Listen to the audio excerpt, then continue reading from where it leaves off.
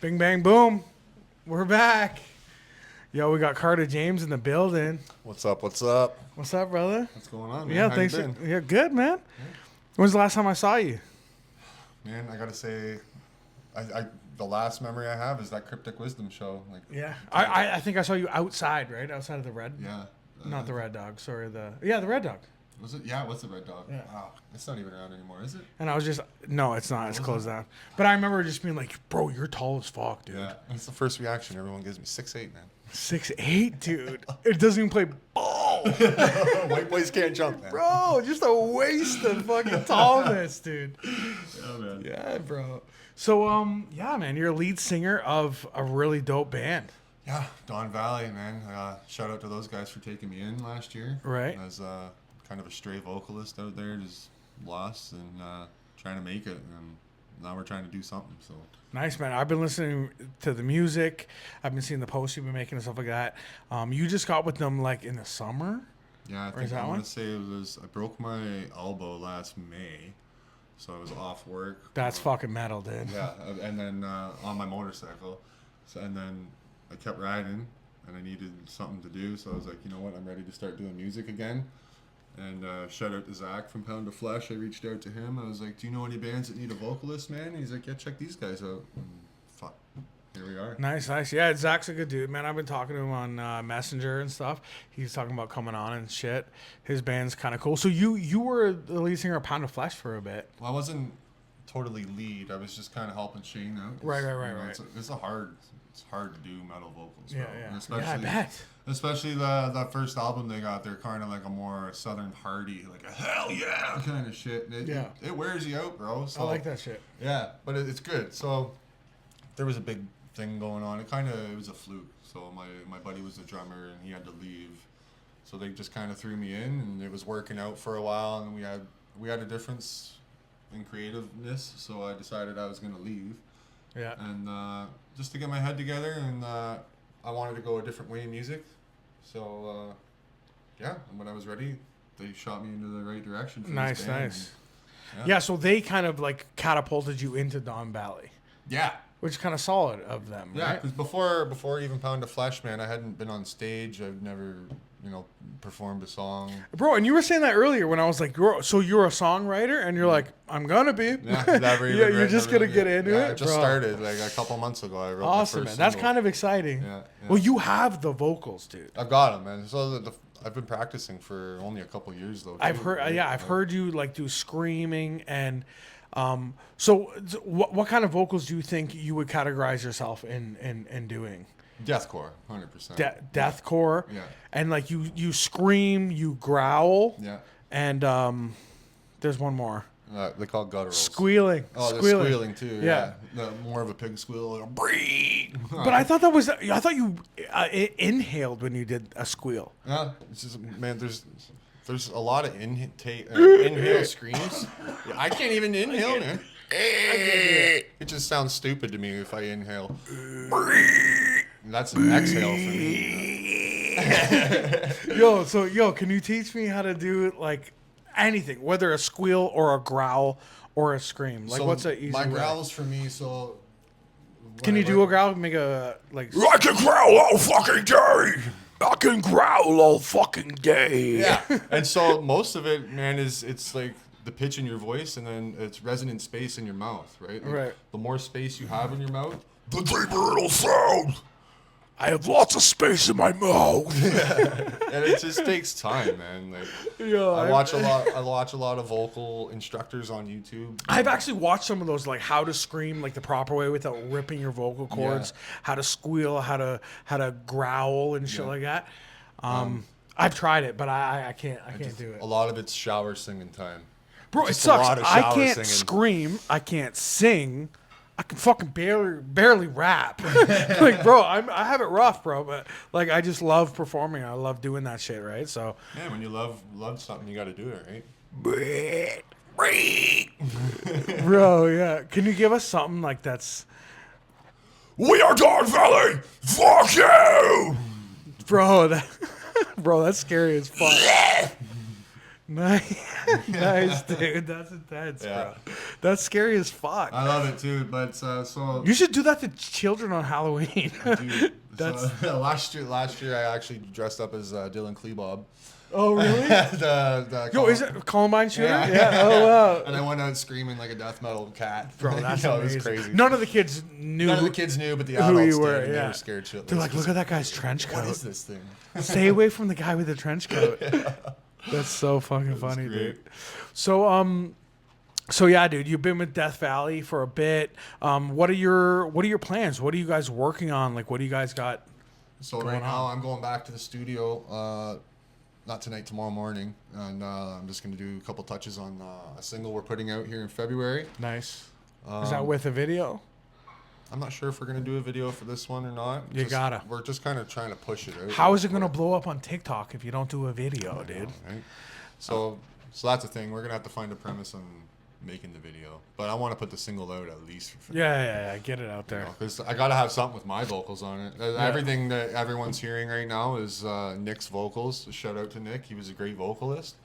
He was the old lead singer before it's you took over. the old vocalist for Don Valley, and hopefully he can get his shit together. He's kind of losing his mind.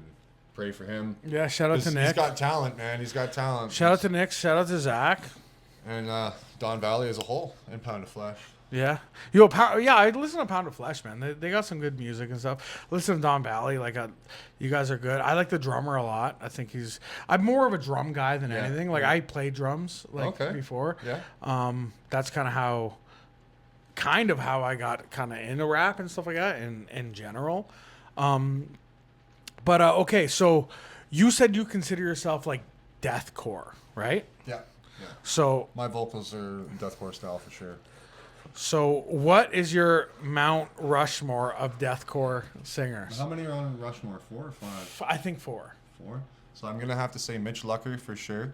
Who's that? He was the lead vocalist for Suicide Silence. Suicide Silence, okay. And then I'm gonna have to go with. No, Suicide Silence. Is that a newer band or an older band? They're older. Okay. So I saw Suicide Silence my first time in 2008. I was in grade 8. And I saw them at so I saw him at the Mayhem Festival in Toronto. That was fucking phenomenal, dude. After that, I'm probably gonna have to go with the band Carnifex. Their vocalist is fucking amazing. I can't even remember his name off the top of my head right now. They're old school. They're older, Yeah, man. they pretty much created it like the MySpace era. Yeah. And then if I'm gonna go with 2 guys from today, it would be Will Ramos from Lorna Shore. Lorna Shore.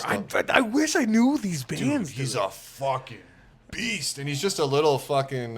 He's like Puerto Rican or some shit, like half Puerto Rican, but and a baby face too. You wouldn't think of it to see him, but he's crazy. And then Alex, we talked about him, the crazy, the Russian guy fighting bears. Oh yeah, Alex yeah, is terrible, yeah. Alex is terrible. Yeah, he's crazy, man. But he's got something. I have seen him. He's got some. I don't know if it's the Russian accent already, and then how heavy his voice is. Bro, I look so like small compared to you, dude. No, sit up You're straight. such a big dude. That's crazy. Yo, Yeah. you're 6'8", dude. Yeah, man. And I'm only 6 foot. Like on the dot? No, no, I'm 5'9". Can you slouch or something while we do this I'll interview, slouch dude? down Yeah, here. thank you. So okay. what made you start a podcast?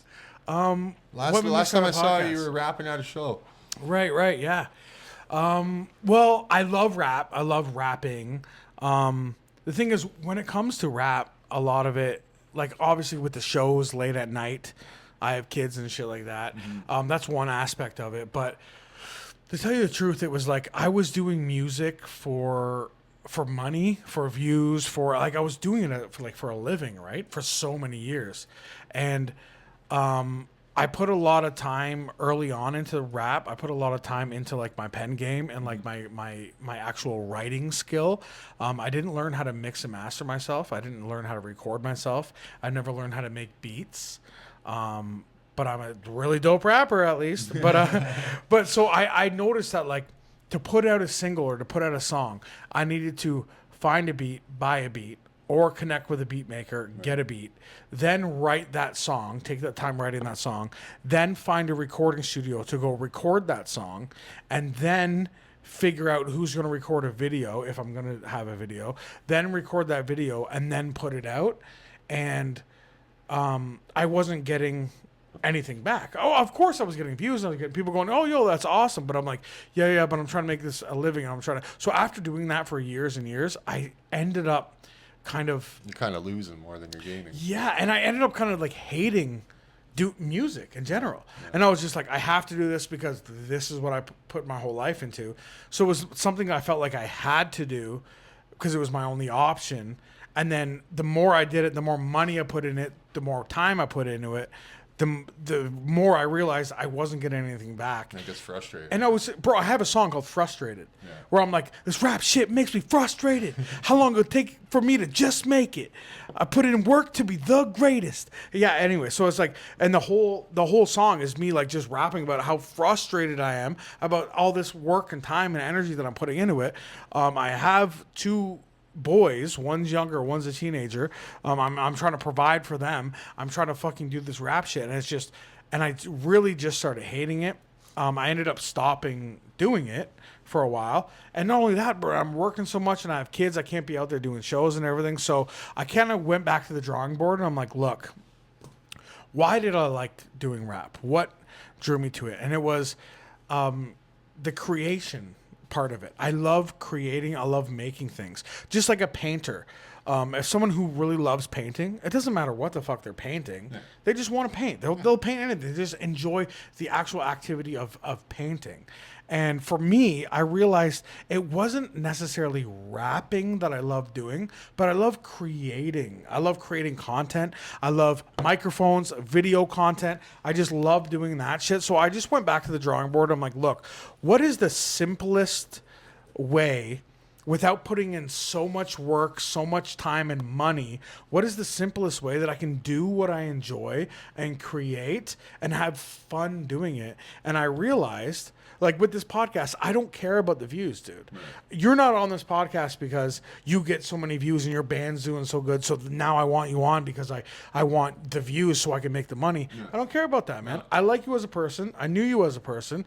I wanted to sit down and talk with you. Same with all the other guests. And it's just like, this is an excuse to hang out with a friend, catch up, do something fun, and create some content. I'm creating, and it's scratching that itch for me as I'm itching my back. But it's scratching that itch for me, man. So it's just like, and I'm enjoying doing this, and I love more than anything that I'm not chasing views. I'm not chasing fame. I'm not chasing money. I have a full-time job. I do pest control full-time. Yeah.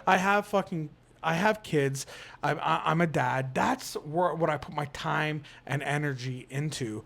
This, I don't need to put time and energy into it, bro. No, we sit down, we press record, we talk, we have a good time. I post it on YouTube. People enjoy it. And if they don't, I still don't even care. Yeah, I don't care, man. This could get 5 views, and I don't care. But those 5 people, I'm like, what'd you think of it? Did you enjoy it? Awesome. And I feel content. Yeah. I don't feel like, I'm chasing views. And I love that. I love that I'm out of that whole chasing views, social media marketing, blah, blah, blah. I'll post it. My homies will watch it.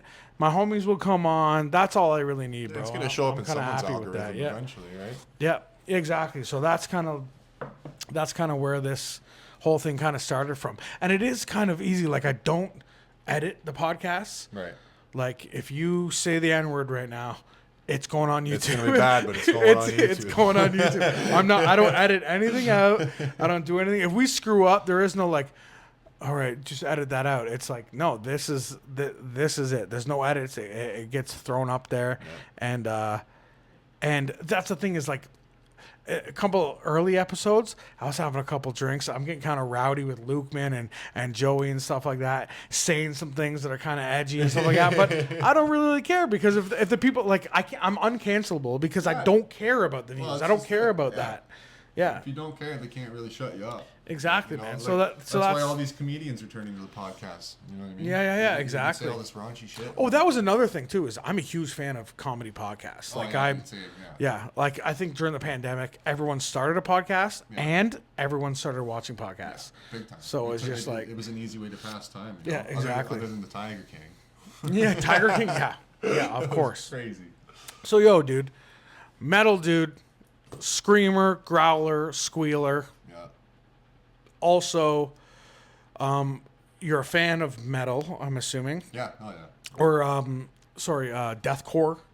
Yeah. Well, all types of metal. Really. Well, you named a bunch of deathcore bands. Yeah. Let's get into more metal bands and just like your all-time favorite bands, because I feel like we can connect a little bit more on that, because I'm not really a big deathcore guy. Okay. All those bands, those Mount Rushmore bands that you named, Yeah. I'm sure the people who are like deathcore fans will know those bands. Couple people will, yeah. But I don't. That's getting us maybe some stuff we can connect on. Like, what are your favorite bands of all time? Well, Slipknot was my first and foremost. Fuck yes. Right? Dude, So- I used to break light bulbs over people's backs doing backyard wrestling. No joke, in grade 8, yeah. listening to Slipknot. I made my own Slipknot costume. That's fucking awesome. Yeah, bro, with the jumpsuit. So yeah, Slipknot. Slipknot was first and Corey foremost. Taylor's the man. The funny thing is I didn't even really know about that side of like music. You know what I mean? Like I was introduced to like Creed and Nickelback and soft kind of hard rock. I guess I don't know what you want to call it these days. Pussy rock? Pussy shit. Nickelback, dude? Right? So I was like, whatever. Bro, this metal dude comes on my podcast and starts dropping Nickelback and Nickelback. Creed. Bro, I'm not even joking. Creed is made a comeback. Yo, have they not? Like everybody's like, Yeah. like they're playing it as a joke, but like it's in all these like TikTok videos It and is, everything. man. Yeah, it's more of a joke, but like it's made me be like, okay, You know I what? like Creed. They weren't that bad. Yo, Creed is dope, but I don't know why. I still don't like Nickelback, but I'm sure if like a Nickelback song played, I feel like nostalgic. There's a couple that slap, man. There was like, what was it? Name one, and you're wrong. Probably. Yeah, go ahead, name it. I'll tell you why you're wrong. I can't even name one because I don't listen to them. Yeah, bro, I would sing one right now if I could think of it. Yeah. man. Nickelback? I don't know, man. But then the Chad funny thing is Kroger? the way I came around Slipknot is I was like digging around in the bush one day and I found a backpack and it had a CD in it. And it wasn't CD porn? player, like a Discman. Yeah. Remember those things? Oh, yeah. Had a Discman in it and it had a Slipknot CD, the 9.0 live album, No way. and the Eminem show. Oh, Those bro. two CDs were in this Those backpack. are such and great that albums. was my introduction to Yo, fucking so that music. Slipknot one, is that the one with the goat or no? Iowa. 9. Iowa. 9.0 Yeah, Iowa. live. Okay, it's yeah, the live yeah. version. Yeah, it was sick, man. Yeah, okay, so it was And his so it was live. a Yeah. 2 CD. It was a double CD in there. Nice, bro. it was So you're crazy. listening to Eminem and Slipknot right off the bat. Yeah, in like grade 5, I found that. And then Dude, that's too young to listen to Eminem. it was crazy, man. So that was my first. No, and listen, wait a minute. I think you're mistaken. Because the Eminem show did not come out when you were in grade 5. How old are you? I'm 30. Oh, never mind. Yeah, Yeah. probably. I'm 36. I would have been 2005 in grade Right. 5. Right. So it was already out. No, I was like grade 8 or 9 when that came out. But if I'm in grade 8 and you're grade 5, that actually makes sense. Yeah. Okay. I was going to call you out on some Somewhere shit. around Never there. mind. My bad. I'm sorry. It's all good, man. So anyway, so that's kind of how you were introduced to like kind of metal music. And it Now, it kind of stuck with Slipknot for the longest time. And then Slipknot's amazing. I love right? fucking there was yeah. there was no getting away from it. I just fucking loved it. It was so angry. Clown and Joey and, And for bro, testosterone- and those drums, like the fucking double kick drum and And they got all like- the extra percussion going at the same time. whoa, You got dude. 3 percussionists. And then the fucking he was slamming kegs Yeah. on those tracks. Yeah. I thought it was just a live show thing. I learned when I was older. No, they recorded those kegs Yeah. being slammed. We tried to do that in Pound of Flesh because we had 7 guys. mean, we're like, what do we do with all these fucking bodies? We gotta wear masks. Yeah, dude. I fucking grabbed a trash can from outside of Shane's house and we No filled it way. with beer cans and we hooked it up to the drum set. We're like, we gotta mic up this trash can. That's we're like, so it sounded sick, cool, dude. but like we couldn't figure it out. Amazing. We bro. tried. It would have been. Bro, cool. I was in grade 8. I got into Slipknot, and we were doing the backyard wrestling thing. Well, I wasn't like my friend, like the guys who introduced me to Slipknot. Yeah. Okay, I got introduced to Slipknot and prank calls all in the same time. Okay. So we're Slipknot. We're fucking breaking light bulbs and boards over each other and shit, and jumping off roofs and shit in the backyard. And then we're going inside, listening to Slipknot. And then making fucking prank calls to our teachers and shit like that. Yeah. Hilarious, man. I remember prank calls. They had like you can make up like the fake number and it had a soundboard and shit. Yeah, it bro. was crazy. Crank Yankers, remember that? Yeah. So Slipknot is considered like new metal. Yeah. Right? Yeah. So that's my realm of Yeah, music. that was always my era growing up. So, but like I stuck with Slipknot for so long. and I want to say, so I found it around 2005, and then 2008, I was in grade 8, is when I made it to my first concert, and Slipknot headlined that. Nice. It was a festival in Toronto. But do you remember who opened? Or was it a festival? Never yeah, mind. it was There's there was tons of 14 openers. bands there, but Suicide Silence was there, that I mentioned Nice, earlier. Disturbed was there, Dragon Force was there, Mastodon, 36 Crazy Fists. I think Dude, you're it was- just it was- making shit up Dude, at no, this point. It was crazy, bro. It was a fucking You're like crazy 27 starfishes. It was a Rockstar sponsored event, but that was like my breakthrough into, like really fucking heavy metal music. Yo, And then- that's dope. So for me, the heavy music did kind of start with Slipknot for me, Yeah. but like to tie it all into rap. So my dad used to go to my cousin Scotty's house. My cousin Scotty, or is he my uncle? I don't know. Who knows? Let me know, family. And he had satellite, so he would record on a VHS much loud. Okay. And then he would bring it back to me and put it in. So this is before I knew anything about rap. Okay. So I'm young, listening to Much Loud. I fell in love with Slipknot. I fell in love with Mudvayne. I fell in love with Disturbed. I fell in love with, I don't know, Tool. But mostly, honestly, System of a Down. I have to shout them out. Korn. So Korn is my all-time favorite band. I want to get into that a little bit more, but then I started noticing like Limp Bizkit, and Rage Against the Machine, and I was like, yo, this is like kind of. I knew what rap was, I just wasn't into it. But I'm like, these are like white dudes rapping like, and they look like me, and they're like kind of metal, which I'm into. I was a big metalhead, I thought, right? Yeah. Man, and Metallica and shit like that, and so I was like, so I really got into Limp Bizkit. I even had a rabbit that I named Biscuit after Limp Bizkit, like when I was a kid and shit like that. So I was a big Limp Bizkit fan. Limp Bizkit and Korn directly transitioned me into a female. Transitioned me into Eminem. Yeah. So, and then once I found Eminem, I wrote a remix of Cleaning Out My Closet in grade 8. No way. Yes, for a book report with my friend Tanner Graham, who's going to be on the podcast. He's a professional arm wrestler now, Nice. Holy. and he likes trucks and stuff. Bro, it's going to be a good podcast. But anyway, so he was the first one I ever wrote a rap with. It was a remix of Cleaning Out My Closet. And that's the first rap song I performed. So that's how my metal experience kind of tied into my rap experience. That's awesome. I love Limp Bizkit. I just saw Limp Bizkit last year, actually. Bro, dude, in Toronto? Yeah. Yeah, I heard about that, and I know people who went. That's great, bro. And he had a white beard and everything, and it was Fred Durst, and he had a bucket hat on, and I missed the whole fucking thing, Yeah, dude. and it was right after a rainstorm, and I'm in the field, right? It's at Budweiser stage, right? So it's like all hill, and just after a rainstorm, everyone's eating shit, and I'm getting pissed off because I'm waiting forever for biscuits. So I'm watching people eat shit, and I'm like, yeah, right? I'm cheering. I had the whole crowd cheering for people eating shit down this. And you're like 2 feet taller than anybody in the crowd. Right, Bro, 6'8", how do you live your life, dude? Man, That's at the crazy. big and tall store, and then I still have to get alterations. Yeah, It's man. crazy. Yeah, dude, you're a big lad. You're a big lad. So, okay, so I wanted to talk about Korn still. Okay, so I'm a big Korn fan. I think Korn is the greatest band of all time. They have Halloween music, is what I like to call it. It's very creepy and spooky. Yep. It's also rhythmy.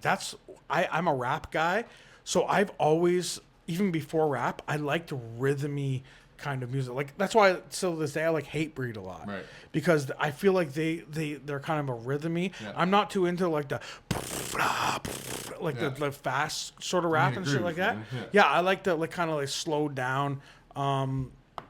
So like like any metal song when the drop comes, I want the drop to be the whole song. You know what I mean? Like yeah, like that's what I'm into, right? Yeah. So Korn was a huge inspiration for me. I really liked how spooky they were and shit like that. And Jonathan Davis, the lead singer, I loved his vocals. Yo, well, that was weird. My storage was low, so A little glitch in the matrix there. yeah. Well, I think we're good now. We're good. So we're talking about Korn, man. Korn is my all-time favorite band of all time. I love their Halloween kind of sound to them, where they're like really like. Get that creepy, eerie vibe. Yes, so creepy and eerie. But do you remember when Head from Korn turned Christian and came out with a Christian like album? Yeah, yeah. Bro, it was so weird because the whole album sounded like Korn. Yeah. Like it was Head as vocals, but he sounded like Jonathan Davis. Yeah. And like the rest of them. And yeah, so oh no, you know what? Woodstock we're talking about. And Korn performed, Limp Bizkit, all that stuff. Yeah. But what I heard was Eminem performed. Yeah. And there was a Mike's Hard Lemonade stand where they were selling Mike's Hard Lemonade. But as a display, they had like thousands of like lemons. And the crowd was throwing lemons at Eminem on stage. Before he was famous. Yeah. It's online. You can see this shit. That's crazy. But okay, dude. I think we should wrap up this podcast with talking about aliens. Ooh. Okay, so there's been lots of drones lately. Man, those drones are actually pretty creepy. But you know what? I saw one. It looked like a drone, but it looked like a saucer. But it had like an identification number. But it was using the American numerical system. Right? I'm like, dude.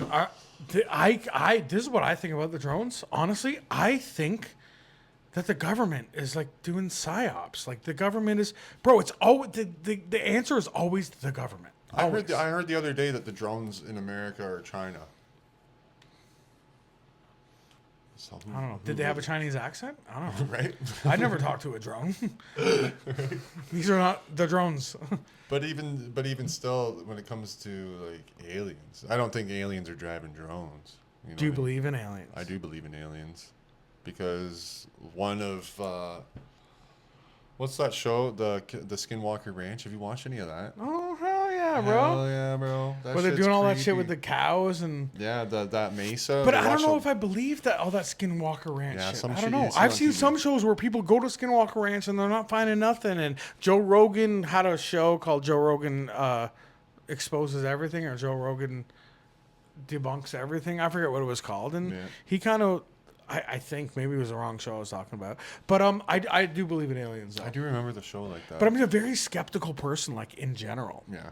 Do you think the aliens were here before us, or that we are aliens? Right.